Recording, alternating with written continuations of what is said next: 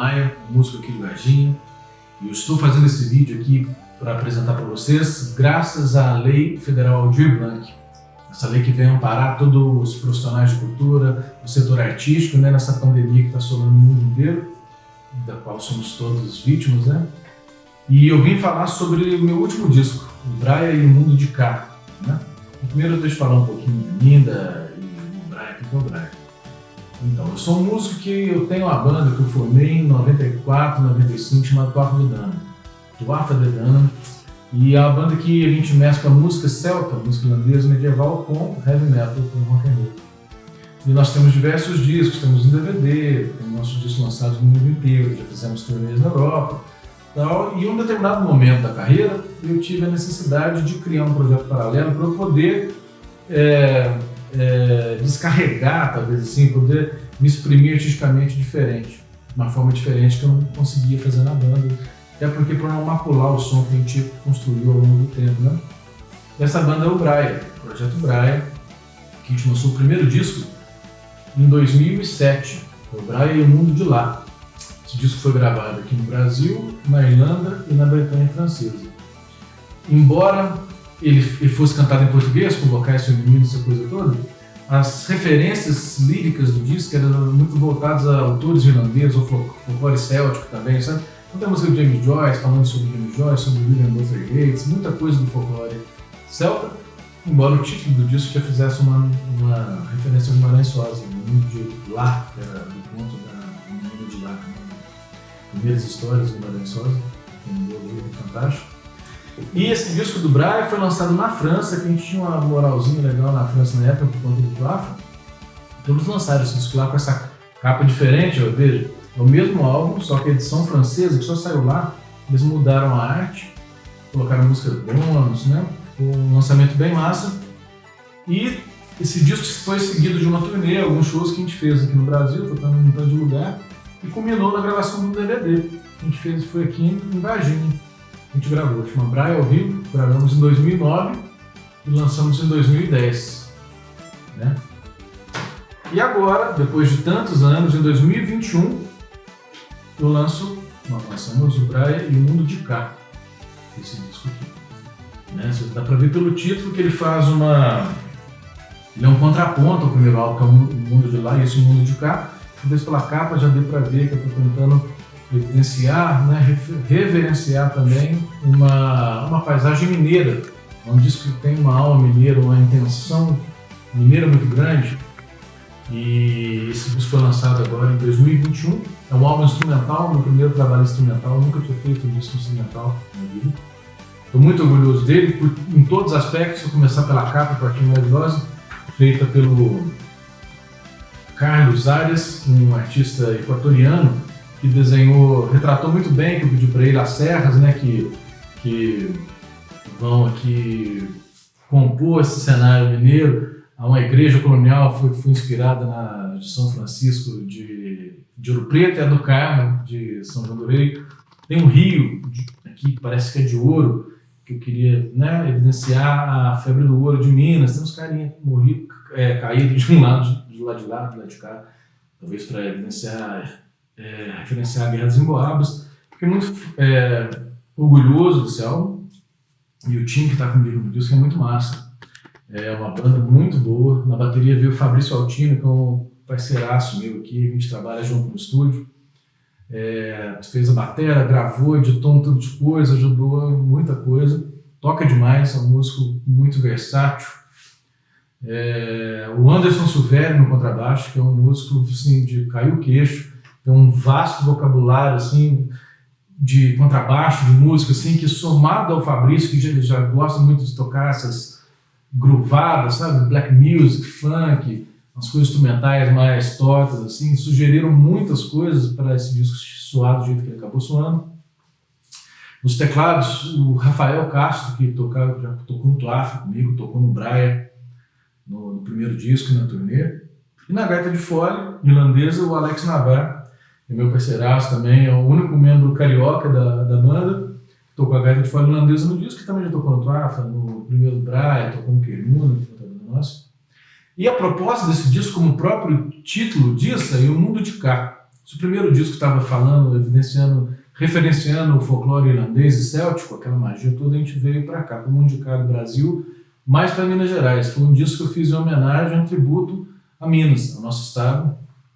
E por ser um álbum instrumental, cada faixa ela tem um título que aludia a algum fato histórico ou caro à memória aqui de Minas. Sabe? Então nós vamos ter vários personagens, eventos, circunstâncias e motes que muitos de nós conhecemos, lembramos, assim, que está no imaginário do povo brasileiro e mineiro, principalmente. Então vamos lá para contar e mostrar essas músicas para vocês, né? Essa escolha mineira porque eu sou um apaixonado por Minas, estou sempre pesquisando, estudando o povoamento, a formação, o imaginário mineiro, sabe? E sempre me persegue, desde sempre me perseguiu, isso aí eu adoro. E eu acho que não tinha como começar sem falar do início da descoberta aqui das Minas, né, que também é palco de polêmicas, porque diz a versão original, aceita oficialmente, que os sertanistas paulistas vieram e aí encontraram as minas e tal, mas já tem umas versões que dizem que os baianos já tinham descido São Francisco, já estavam aqui trazendo gado, tinham uns caminhos, já mineravam. Há quem diga que já tinham mineradores aqui, só que não tinham espalhado, justamente por não ter que pagar imposto, já estavam ficando ricos quietinho, que tem tudo. E essa primeira música chama Sabarabuçu. Ela é dividida em 3 movimentos. E Sabarabuçu era o nome que os índios antigos aqui eles davam uma montanha mítica, cheia de pedras preciosas, ouro, diamante, aquele trem todo secado por um rio de pedras preciosas também, e que deixou os sertanistas loucos, os caras ficaram doidos, principalmente Fernão Lins, que conta-se que ele morreu delirando, né, numa febre, delirando, achando que tinha encontrado essas Sabarabuçu, essas esmeraldas, quando ele tinha encontrado só umas turmalinas. Essa bandeira dele veio para cá, foi uma das primeiras, tido como uma das primeiras, veio junto com o Borba Gato, uma galera aí e tal. E eles, inclusive, eles pensavam que a Serra da Piedade, lá em Caeté, que é uma cidade muito antiga também, do começo da formação de Minas, a pé de BH, era a Sabarabuçu, porque no topo lá da Serra da Piedade tem um minério que deixa aquilo brilhando. Então eles estavam de longe, tipo os 36 magos viram a estrela, né? Tipo, os caras viam de longe e guiando eles, mas não era só a Serra da Piedade com o minério dos caras lá. O segundo movimento dessa música chama o Louco Alferes, que é homenagem ao Tiradentes, né, ao Joaquim José da Silva Xavier, aqui de São João do Rei, ali de Ritápolis, que foi o mártir da Inconfidência. Ele era alferes, era oficial do exército, né, colonial aqui, português, dos Dragões, e ele foi o único executado, o único que foi enforcado, desmembrado, esquartejado, né, suas partes foram expostas em algumas cidades por onde ele tinha militado. E embora muitos acreditem que ele tenha morrido porque foi um bode expiatório, morreu porque era pobre, ele não era pobre assim não, o cara tinha 8 sesmarias, tinha um tanto de coisa. Não era o mais rico, porque dentro dos chamados Inconfidentes tinham muitos caras milionários, tinha contratadores, caras muito ricos. Foi um movimento difuso, né, cara, que tinha os caras que tinha uma galera que queria só correr de dívida, outros que queriam só ter novamente algumas regalias que eles perderam quando mudou o governo, outros mais idealistas, que era o caso do Tiradentes também. E ele acabou morrendo, né, cara, porque ele foi o único que conspirou contra a rainha, né, publicamente. Ele cometeu o crime de inconfidência, onde quer que ele fosse, ele começava a chiar na orelha da galera e falava, era em prostíbulo, em igreja, em teatro, nas ruas, então ele conspirou publicamente, então não teve perdão. Os outros Inconfidentes tiveram a pena comutada, então eles foram só degradados, mas o Tiradentes foi morto, né? E o terceiro movimento dessa primeira música, da Sabarabuçu Medley, é a Tal Dia o Batizado, que é também sobre Inconfidência. Tal Dia o Batizado foi a senha que os Inconfidentes eles escolheram para ser assim, para ser passado quando fosse para ter o levante. Quando fosse rolar um motim, eles vão sair espalhando, Tal Dia o Batizado. Tal Dia o Batizado eles escolheram porque no dia que um dos filhos do Alvarenga Peixoto foram batizados lá na cidade de Tiradentes, né, que era São José das Mortes, na casa do Padre Toledo, que está lá até hoje, é um ponto turístico. Era o dia do batizado deles, então escolheram aquele dia que ia ser a senha para o Levante. E eu vou dar umas referências aqui para vocês, ó, sobre esses assuntos, sobre Minas Gerais, a formação, a descoberta. Essa obra é fantástica. A invenção das Minas Gerais, do Francisco Eduardo de Andrade, um cara lá da FMG. Tá? Tem esses, que são 2 livros da história de Minas, que foi organizada pela Maria Efigênia Lage Rezende e Luiz Carlos Vilauta, muito bom. Esse primeiro capítulo aqui, esse primeiro tomo, tem uma parte que é sobre o povoamento, sobre os primeiros arraiais, as vilas da formação dos povoados, as estradas antigas, muito massa. E tem um livro mais também para a galera mais interessada, que é de um jornalista, chama Boaventura. O jornalista Lucas Figueiredo, que escreveu uma biografia sobre o Tiradentes, muito boa. Ele não é um historiador, mas é um jornalista que faz uma pesquisa muito apurada. E sobre a Confidência tem muita coisa. Vou falar só dos clássicos aqui, porque são assuntos muito interessantes. Tem a Devassa do Kenneth Maxwell, que é um britânico, né, que é um inglês que estuda em Confidência desde os anos 60, descobriu muitas coisas, levou para tudo para lado aí. O Manto de Penélope, do professor João Furtado, da UFMG, fantástico. Faz uma análise econômica sobre a conspiração, a conjura. Desfaz muito mito, bobo que tem por aí. Inconfidência Mineira, esse livro aqui do Mar Jardim, é muito massa, porque ele traça um perfil de cada um dos inconfidentes, de vários deles, que foram muitos caras, né? Agora só 20 e poucos foram presos. E os Autos da Devassa. Os Autos da Devassa é uma coleção de 10 livros, que é todo o inquérito da Inconfidência. Então tem todos os depoimentos, todas as acariações, todas as notícias crime, tem tudo. É muito completo. E tem todos os depoimentos escritos, assim, transcritos literalmente. Nos depoimentos do Tiradentes, você consegue ver onde estava o heroísmo dele, né? Que ele nunca entregou nenhum dos companheiros, quando todos apavoraram com as penas e tal, com as ameaças de morte e tudo mais, ele não entregou ninguém, assumiu a culpa sozinho, e aí que a gente resolve homenagear o cabra.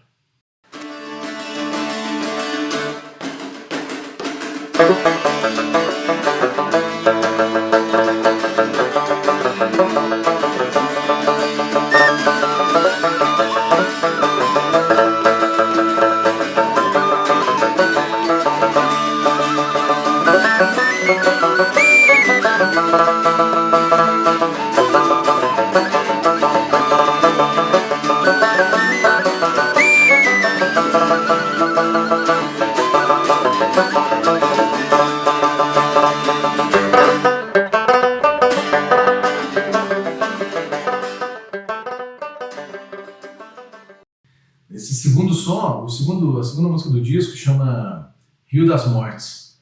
É uma das músicas mais progressivas, eu acho, e mais tem muita coisa da parte mais rock progressivo do povo do Clube da Esquina, sabe? E eu acho ela bem bonita. Foi uma das primeiras do projeto. Quando a gente começou, foi uma coisa inusitada. Esse disco, quando começou, na verdade, eu não tinha uma ideia, era para chamar Tupina Gael, e a gente começou a tocar, e o Rafael, o Anderson e o Fabrício. Depois que a gente chamou o Alex, depois os violinistas que participaram, essa música é interessante, que ela não tempo em 5, ela é 5 o tempo inteiro. O compasso, 1, 2, 3, 4, 5, 1, 2, 3, 4, 5. E até uma melodia bonita pra caramba. E Rio das Mortes foi porque, antigamente, aqui em Minas Gerais, ela foi dividida primeiramente em 3 comarcas, 3 regiões, né? Tinha a comarca de Vila Rica, que era de Ouro Preto, a comarca do Rio das Velhas, que pegava de Sabará para cima ali, e o Rio das Mortes. O Rio das Mortes era, era a parte sul da capitania, né, do estado, mas era uma região muito extensa. Ela ia tipo, desde Jacuí, de Passos, ali chegando até Itapecerica, mais ou menos, ali para cima de Oliveira, e até Juiz de Fora. Era uma região muito extensa, e a região de onde eu sou, né? Tipo assim, eu nasci em Belo Horizonte, na verdade, só que minha família inteira é aqui do chamado sul de Minas, mais do Campo das Vertentes até, né, o pessoal de Lavras, de Ingaí, de Prados, né, de São João, Carrancas, de Campo Belo, só cidades do Rio das Mortes. E o Rio das Mortes, além de dar o nome da comarca do Rio das Mortes, né, que é essa nossa região, é o nome desse rio, de um rio que nasce no pé de Macaé, Bituruna, e vai descendo, vai até Barbacena, mais ou menos, é um afluente do Rio Grande, e é um rio mítico, assim, sabe? Esse nome Rio das Mortes é muito antigo. Tinha gente que pensava que ele veio da Guerra dos Emboabas, quando mataram muita gente lá e foram jogando corpos. Outros já dizem que os índios chamavam esse rio de Rio das Mortes. Outros dizem que gente que tentava passar lá tinha um porto de passagem, que era que cobrava um pedágio marítimo. Tem pessoas que tem umas versões que dizem que é Rio das Mortes porque pessoas que tentaram cruzar a nado para correr do imposto e morreram, né, nadando. Mas é uma música bem massa.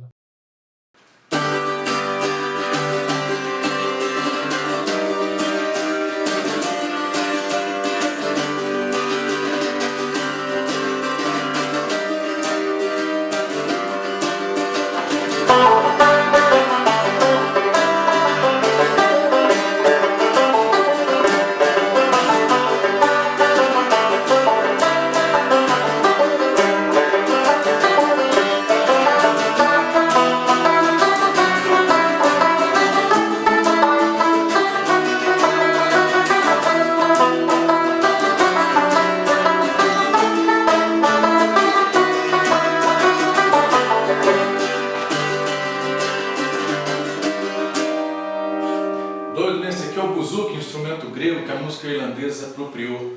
Quase todas as harmonias, quando não são feitas no violão, são feitas no buzuki na música irlandesa. A terceira faixa é a Diadorina, né?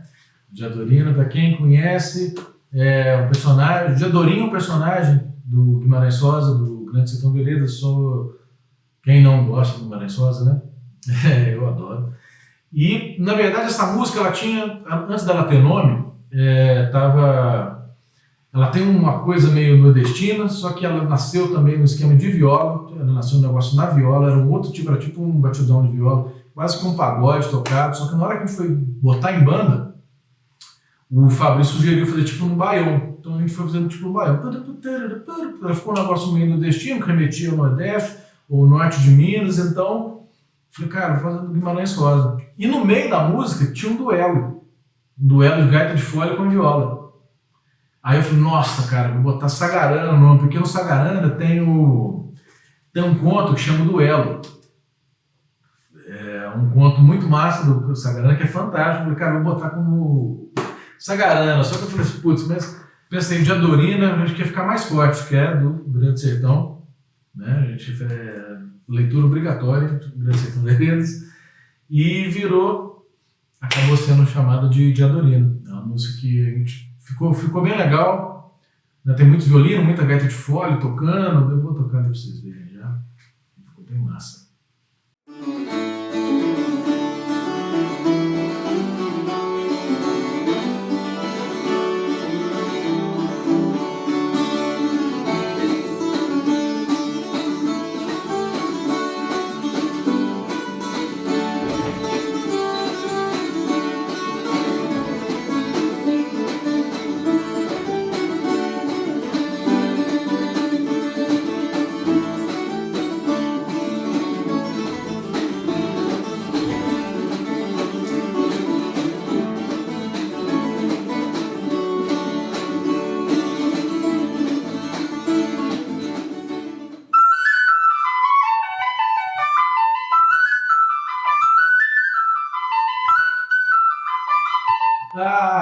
Esse som aqui, na verdade, gravou com o Tuafa Turner, fizemos um vídeo muito doido com a Marina Asa aqui de Varginha, nossa conterrânea, que ficou muito legal. Só que essa música nasceu antes. Ela foi composta para fazer parte desse projeto.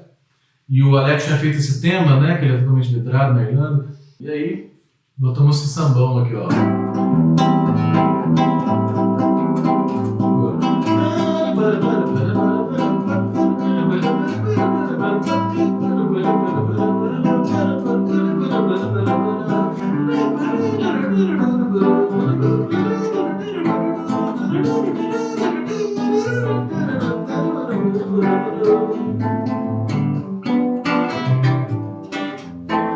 Aí ficou que é celta samba, né? Ficou uma zoeira, ficou um samba totalmente celta, saca isso?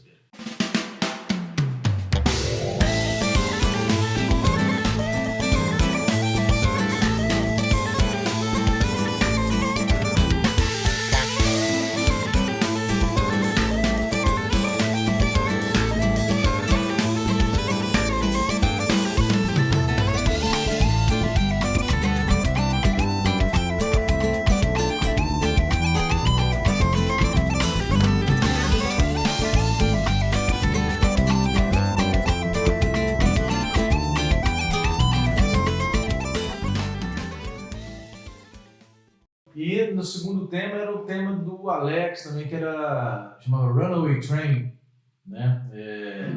Que era... E a gente botou um ritmo meio que de Jexá. Treino nordestino, que o Anderson que veio falando, vamos botar esse treino assim e tal, de Jexá. E era o tema do Alex, com a gaita de fora, arregaçando, moendo, que é com banjo, com fiddle irlandesa, com violino tocado com sotaque irlandês. Nosso amigo Kane O'Rourke, da Irlanda, que gravou. E a gente chamava de meia lua inteira, que lembrava meia lua inteira do Caetano, sabe? E a gente não tava... Como essa música veio de um carioca, do nosso membro carioca, a gente botou o nome de Trem do Rio, né? Que aí ficava o trem, né? Que a gente era o antigo transporte que a gente tinha. E o trem, que é mineiro, só que era do Rio. A gente não deixava de homenagear, nem que seja por essa expressão, né? Dessa coisa vernacular aqui do trem, que a gente só fala trem.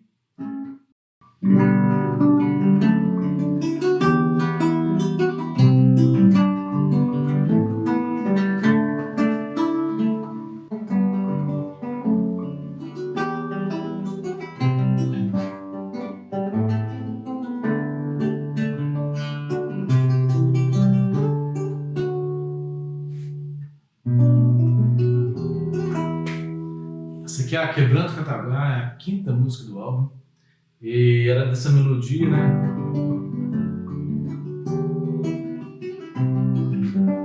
Ela lembra uma coisa mais pop, né? Da galera do Clube da Esquina, eu acho uma coisa mais pop do Flávio Venturini. Não do Flávio Venturini do 14 Bis, mas algumas coisas da carreira solo. Uma coisa também lembra assim, um pouco do Lobois. Achava muito bonita. E eu gostava de tocar nessa flauta aqui, na Low Whistle, né? Que é essa flauta irlandesa.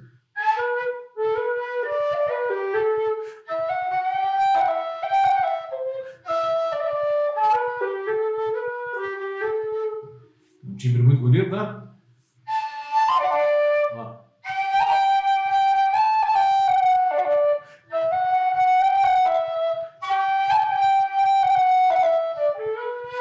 Só que aí o Alex quis fazer na gaita, né? Na gaita de fole, na gaita irlandesa. E essa música ficou muito massa, cara, porque ela tem uma parte que fica a viola fazendo o tema, né?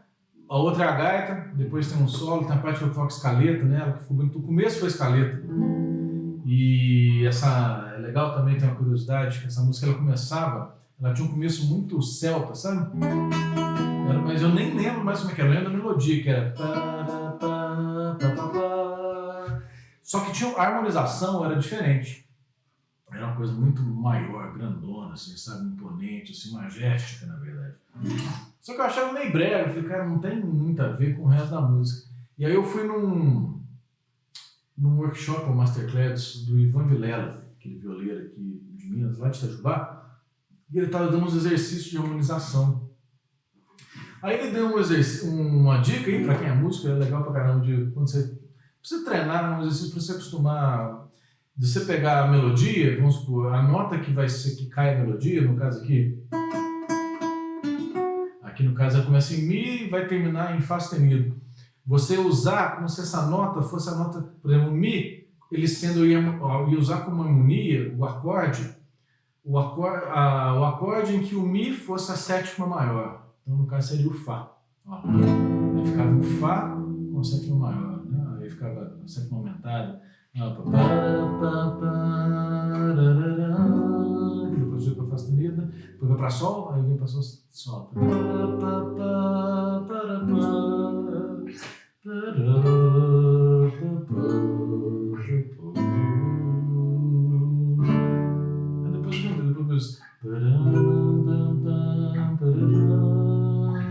Isso é interessante, cara. Foi uma coisa que mudou muito a minha forma de compor, de arranjar, né? De você pegar a nota da melodia e você pensar nela como se ela fosse, nesse caso, na nota da sétima maior. Então, no caso, nossa, a música redimensionou, foi um trem de louco. E ela é triste, né? Esse negócio...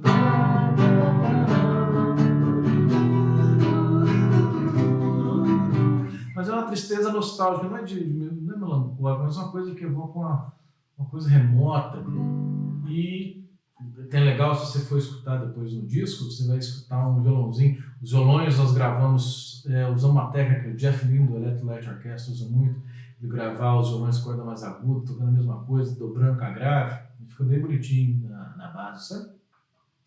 Botou o nome de Quebranto Cataguá. Quebranto é tipo uma tristeza, né? Eles chamavam de quebranto antes dessas doenças. Quando o povo ficava deprimido, a depressão lá estava de quebranto. E Cataguá, um dos primeiros nomes aqui de Minas Gerais foi as Minas dos Cataguases, depois Terra dos Cataguases. Então foi Quebranto Cataguá, quase como se fosse um quebranto mineiro. E ficou bem bonito.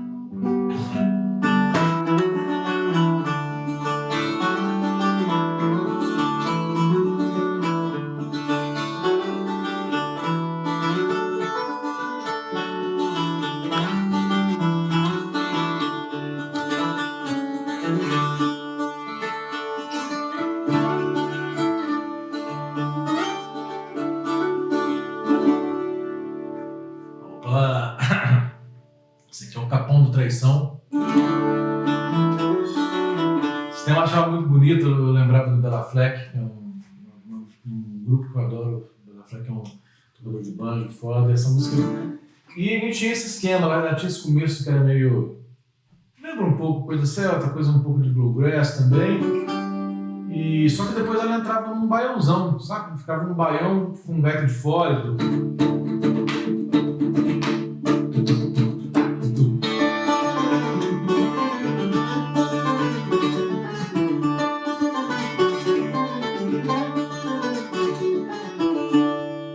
E a gaita de fole dobrando, depois.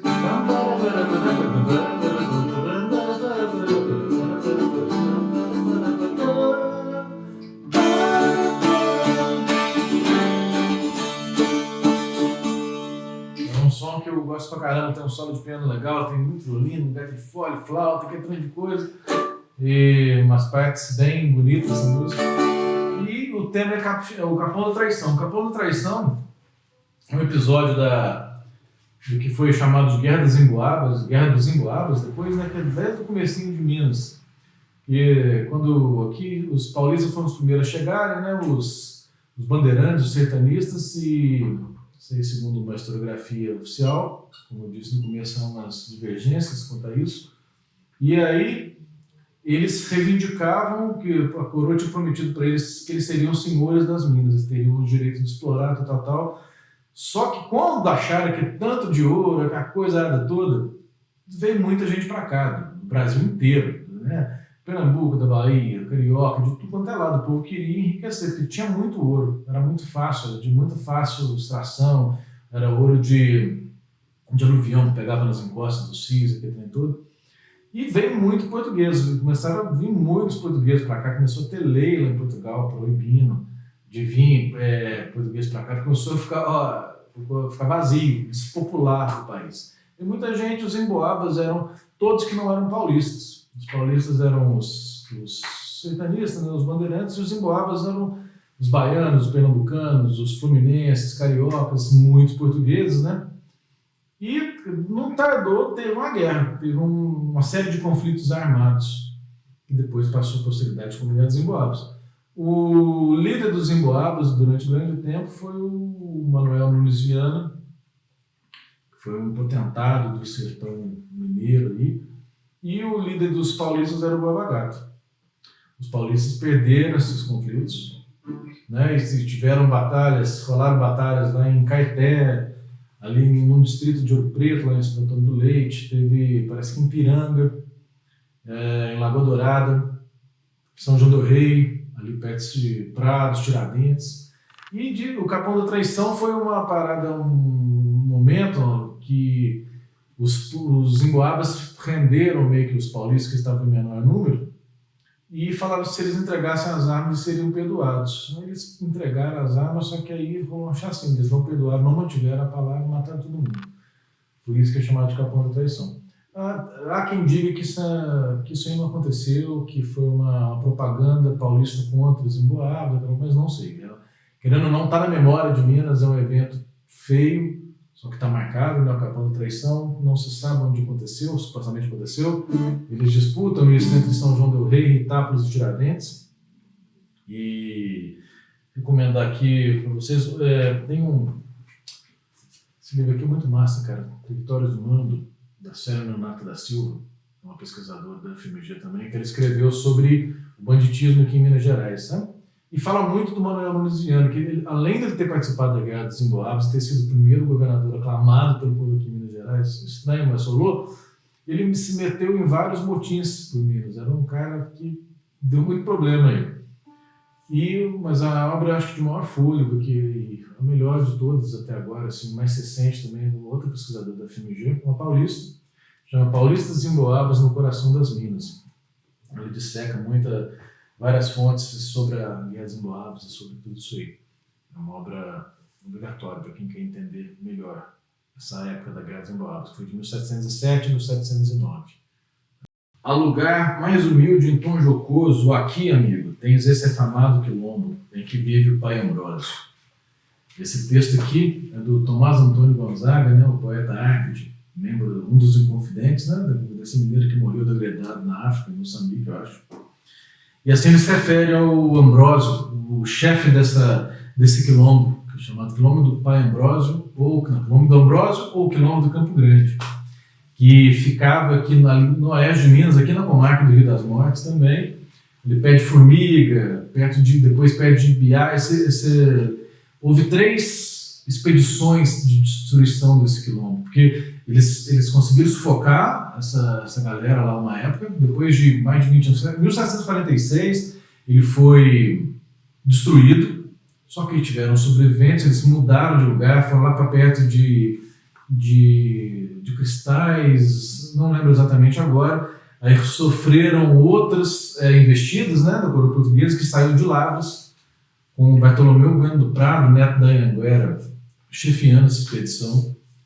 É até dito naquela nobiliarquia paulistana que ele voltou com 3.900 pares de orelha dos quilombolas naquela época. E falar, os quilombos eram esses assentamentos que escravos fugidos, alguns forros ou até brancos pobres viviam à margem da sociedade longe, né? No sertão era um lugar onde não chegava a ordem, né? Não tinha administração, não tinha polícia, não tinha lei. E a coroa tentou, né, por vários anos, né, durante toda a colônia, né, Brasil colônia, sufocar, destruir esses colonos, recuperar essas pessoas escravizadas, trazer de volta para os cativeiros, tudo mais, tentando botar ordem, alguma coisa assim. E essa música, o Pai Ambrósio, é uma das mais diferentes do álbum. Ela tem uma coisa meio jazzística, não é jazzística, ela é mais moderna. Eu compus essa música com piano, estava no piano, eu não sou um pianista, não sou pianeiro, né, mas eu gosto muito de sentar, o piano ficar brincando, e ele me abre os horizontes que no violão, na guitarra, em outros instrumentos que eu brinco, eu não consigo. O piano me dá essa abertura.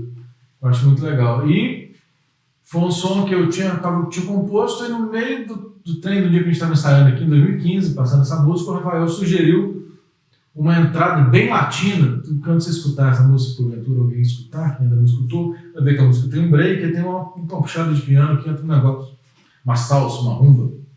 A gente brincava chamando de Piazzolla ali, né? Totalmente zoando, né? Tem um solo de sax. É uma música bem diferente dentro desse nosso contexto.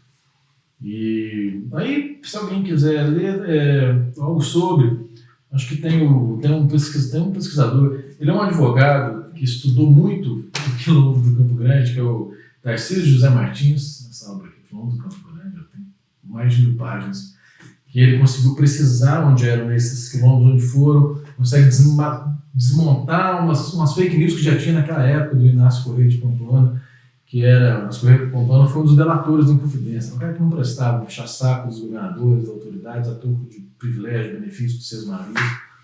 E esse cara ele conseguiu achar várias mentiras que ele contou, expedições falsas, um tanto de ações mentirosas. Mas tem o Valdemar Barbosa também, com Cruz dos Quilombos do Brasil, muito massa. Tem a Enorme Conflito da Laura de Melo Souza, onde ela vai falar um pouco dessa expedição do Pamplona e da seção dos quilombos. E é isso aí.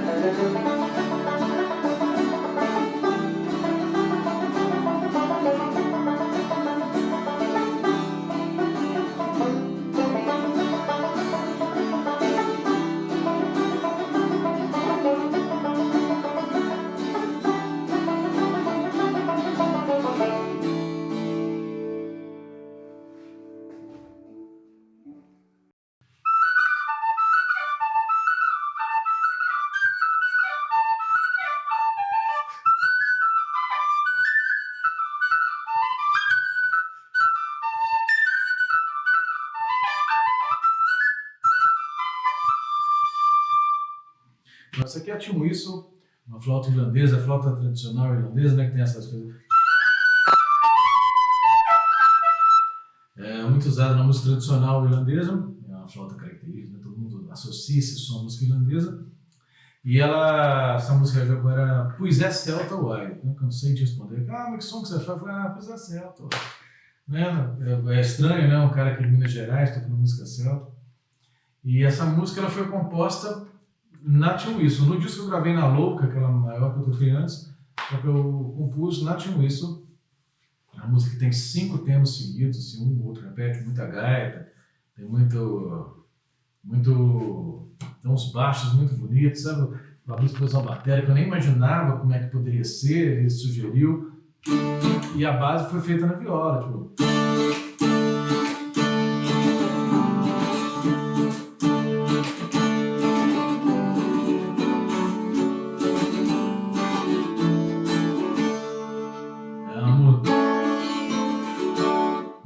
Eu gosto demais. Ela é a 8ª música do álbum. E depois vocês escutam, vocês me falam o que vocês acharam.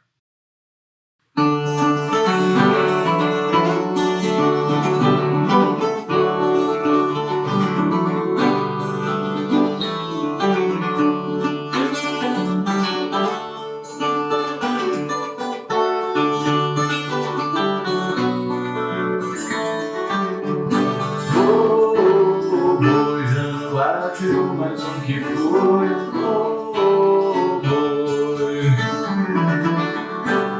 Januário, Januário, justiceiro do sertão, traz a morte a garupa, leva a justiça na mão, e da morte o matador.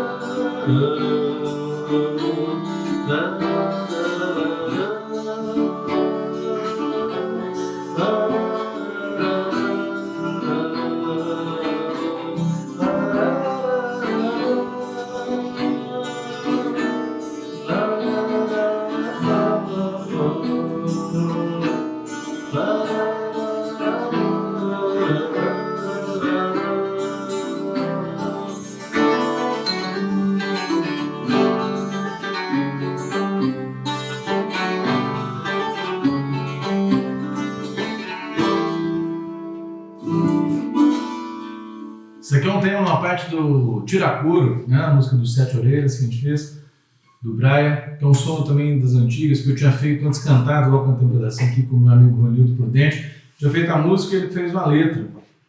E só que é pro disco, usou só a música que eu fiz, que é esse música aqui,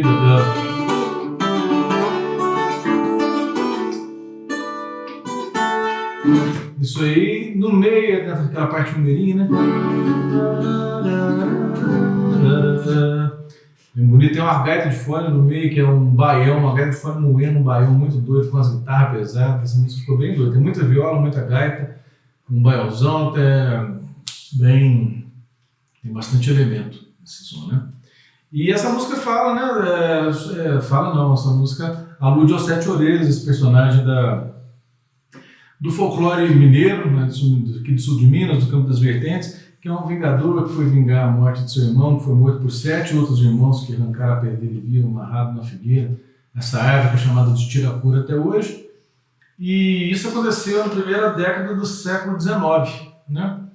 Isso é uma história dita como real, mas que na verdade foi em torno de um personagem real, que era o Januário Garcia Leal, que era ele era um capitão de ordenança, que fazia parte das milícias daquela época, que de repente ele entrou, porque ele era autoridade, né? Só que de repente ele caiu na marginalidade, ficou perseguido pela justiça, pela administração colonial, e a oralidade talvez se incumbiu de criar essa lenda da vingança, das Sete Orelhas, que ele foi perseguindo esses matadores do irmão dele, cada um que ele achava, ele cortava a orelha e fazia um colar. Então, os Sete Orelhas, o colar das Sete Orelhas. Já fiz um documentário sobre esse personagem, tem música do Queimula, já fiz um vídeo também sobre o documentário sobre esse personagem. Então, falar para vocês aqui, eu vou só recomendar essa obra do Marcos Paulo Miranda, que é a Jurisdição dos Capitães, que ele analisa o personagem Sete Orelhas e o homem por trás dessa lenda, do Januário Garcia Leal, né, contando desde quando, tudo baseado em documentos históricos encontrados em Portugal, aqui em Minas Gerais, lá em Lavras, em Campanha, São João del Rei, Santo Antônio do Amparo, que muito completa tem desse cara, o Luciano D'Alessandro, que ele fez Os Sete Orelhas, ou a história das perseguições ou descendentes dos colonos de origem flamenga no Brasil. Esse cara tem uma premissa polêmica, que ele fala que é um personagem inventado para perseguir os descendentes, né, de famílias flamengas aqui no Brasil. Eu sou um deles, o povo que vem dos Açores, que vieram de antes lá da região lá, Flamengo, lá de cima. E falar, esse personagem, ele, desde o começo do século XIX, ele é muito... ele sempre foi muito usado na literatura, sabe? Em contos, romances, tem uma boa literatura de ficção sobre Sete Orelhas no século XIX.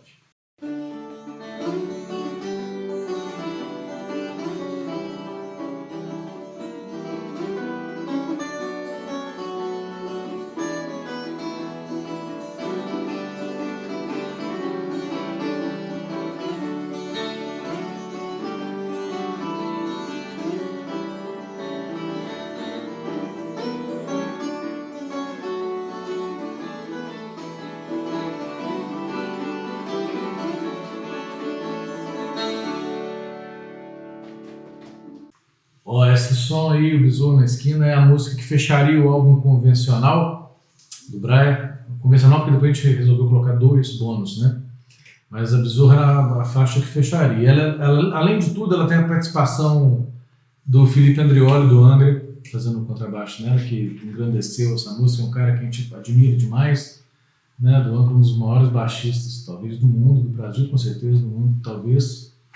E é uma música que o Rafael fez, e que ela, como o próprio título já resolve, né, ela fala dos Beatles, né, do Besouro na Esquina e o Clube da Esquina, são duas das nossas grandes influências, talvez as dos maiores.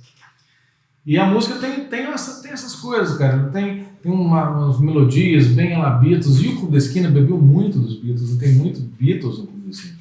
A galera do Low Boys, o Beto Guedes principalmente, Milton também tem, né? E então essa música ficou bem doida. Eu coloquei só umas violinhas nela. Ficou bem massa essa música. Teve a participação do Nandão Casalato na viola também. Na viola não, na guitarra slide. E é uma música bem interessante. Tem muito teclado, tem flauta. Dá uma sacada aí. Resolvi colocar de bônus, gravar uma música do primeiro disco do Brian, Mundo de Lá, que era a música Tempos Idos, da qual a gente fez um clipe muito doido também, em 2007, eu acho, 2008, não lembro, que é a primeira faixa do disco, a primeira cantada, que ela abre com a introdução, é a...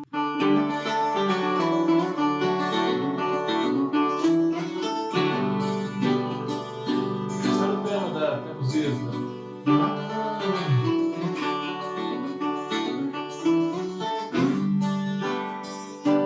Vocês conhecem? Passamos a atar seus sonhos, pois vocês perderam, não se levantou. Esse tempo que passa por celebrando os sonhos, nossos cantos lindos esplendores, esquecida foi poesia.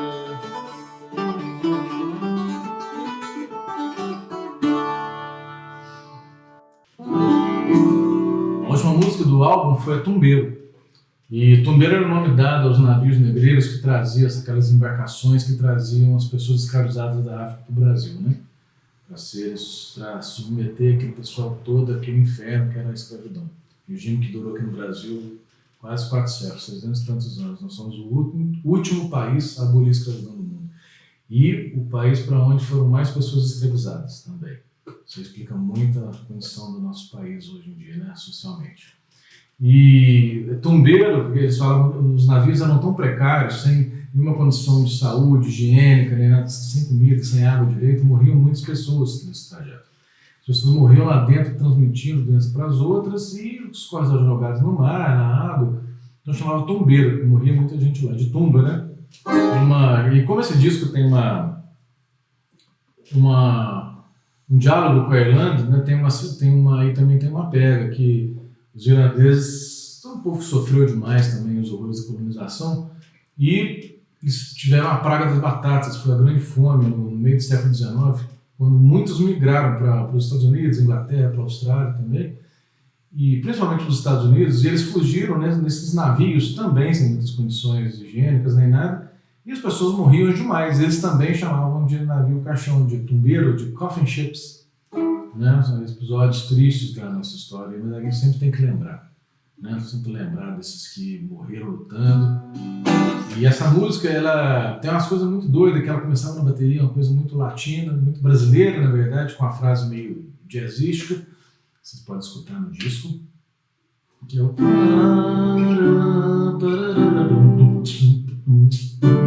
meio black music também. E chegava no refrão, muito bonito, que o Rafael fez, eu acho que ele até fez pra mim, porque sabe, eu gosto muito do Steve Morse, a gente chamava essa música de Morse, por conta do Steve Morse. Lembrava o Steve Morse, sabe? É uma coisa mais ou menos assim, eu tocar só pra...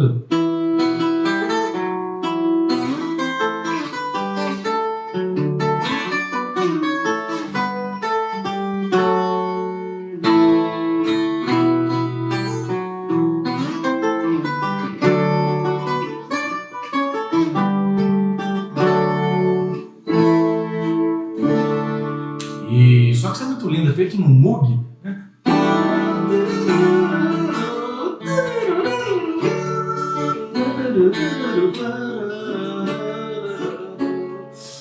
Tem a participação do Kiko Shred na guitarra, o cara é um demônio, o cara toca demais, ele fez um solo animal. E essa música fecha o disco, que a gente chama de Morse, que é Tombeiro. E esse é o nosso disco, esse é o Braille Mundo de Cá. Vou mostrar para vocês, se alguém ainda não ouviu esse disco, e se alguém quiser comprá-lo, é só nos procurar, mandar e-mail, YouTube, Facebook, Instagram, a gente tem isso, tem tudo. E quem quiser ouvir o álbum, tem em todas as plataformas digitais e tem também no nosso site, que é www.braia.net.br. E tem um lugar lá que na parte de discografia, assim, quando você clica no álbum Braille Mundo de Cá, você tem o álbum inteiro para você ouvir com todos os textos referentes a cada música, que conta um pouco dessa história que eu tentei contar para vocês hoje, entendeu? Então, mas é isso, brigadão, valeu, Fundação Cultural de Varginha, Leo J. Blanc, valeu a todos que contribuíram para esse disco, que teve um processo de crowdfunding e foi vitorioso, brigadão a todos.